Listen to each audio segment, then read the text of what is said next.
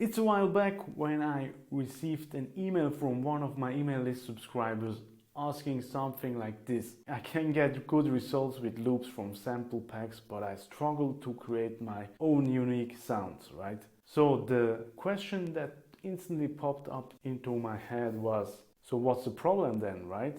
By using those loops, if they get you results, or even worse, is it kind of cheating if we use loops from sample packs from artists that we love, right? So in this video I will break down several pros and cons about using loops, and at the end of the video I will also share a 5-step plan that you can use to sort out your library for a better and faster workflow and slowly build up your very own unique sample library, right? And even from the not so good tracks that aren't release worthy, right? So yeah, let's dive in. Hey friends, Silvano here from roughitstudio.com. Question: have you ever bought a sample pack from someone, maybe one from a producer that you respect and admire? And my second question: why did you bought it? Probably because you like the artist's tracks, right? Maybe you wanted to learn from them, right? Him or her or whatever. So, and this leads me to the first pro. Let's start with pro number one.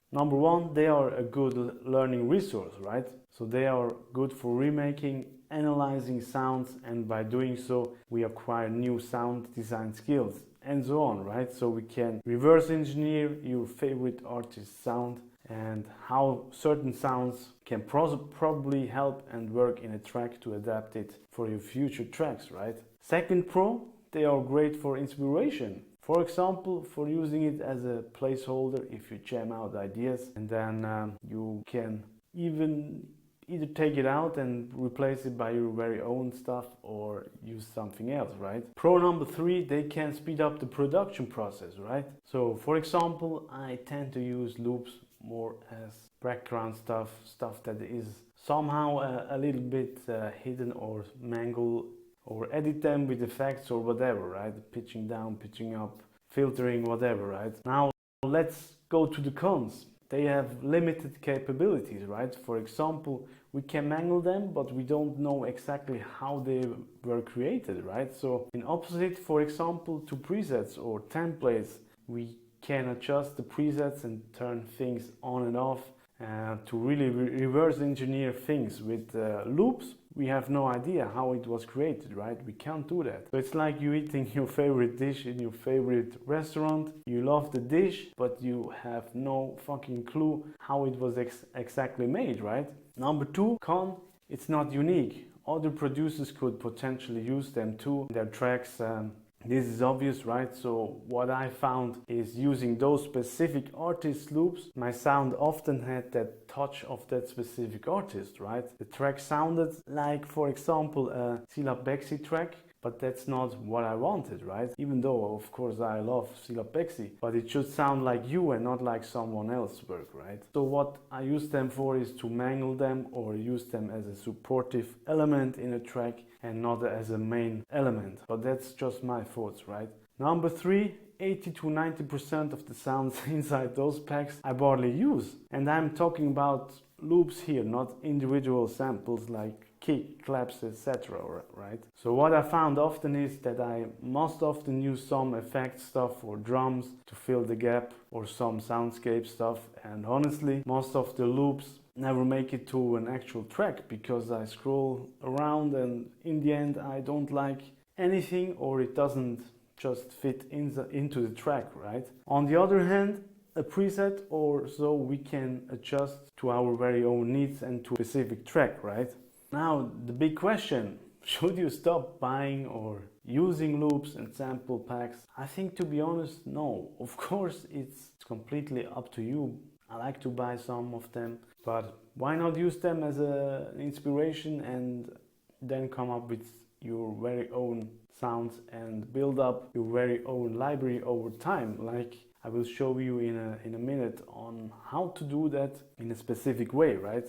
Now, a little book recommendation I have for you is from Easton Kleon. I don't remember how this guy's name is, but it calls Still Like an Artist. And what this book exactly says, or what the tonality of it is, that we don't need to invent the wheel new, right? We just need to put things together or let ourselves inspire. Let's say I like Ricardo Villalobos stuff, you know, then I like the bass line from this artist, from the soundscape, the dark stuff from another artist, and then it mangles together in your very own unique sound, right? In your production style, whatever. So we don't try to copy anyone else, but we let ourselves inspired by someone else, right? And also another thought I have is, especially for beginners, I believe loops and sample packs are good for kicking things off and to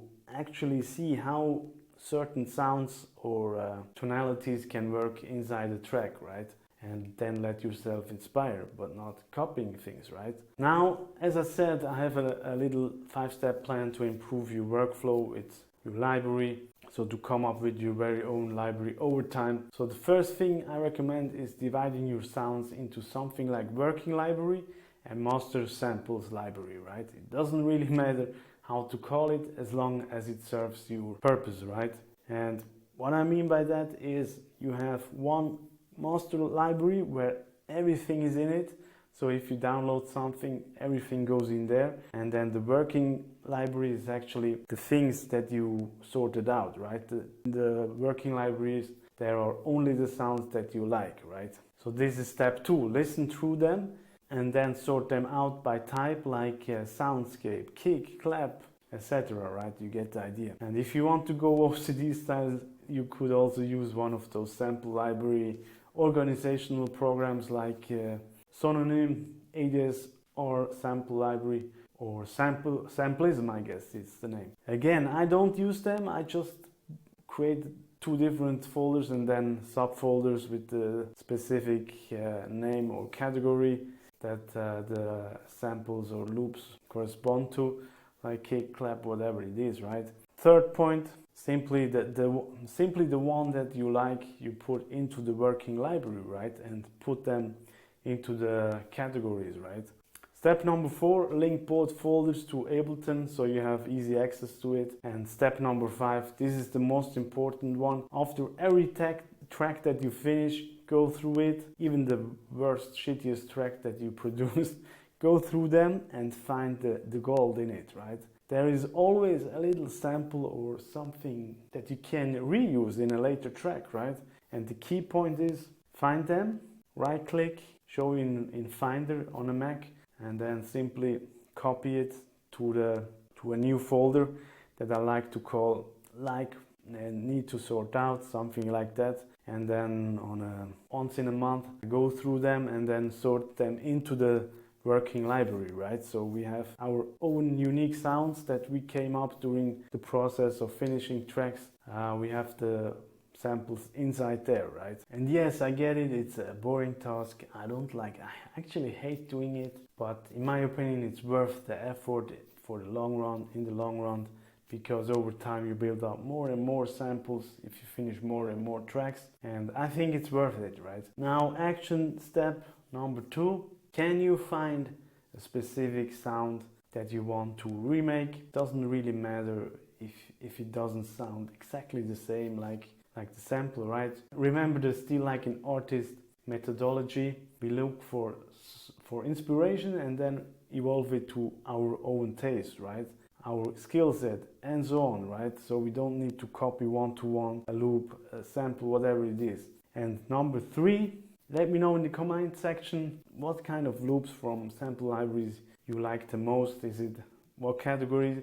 Is it soundscapes? Is it percussion? Is it drums, kick, bass, whatever it is, right? Last but not least, if you want a kick that is not pre-made, not a sample, but the starting point for your very own unique kick, then I have something for you, which is my soft but snappy Rominimal Ableton Live kick template, which you can download for free. Just click the link below and then you can really create your very own samples if you like. So yeah, I hope this inspires a little bit. Thanks for watching, thanks for your time. See you next week. Cheers.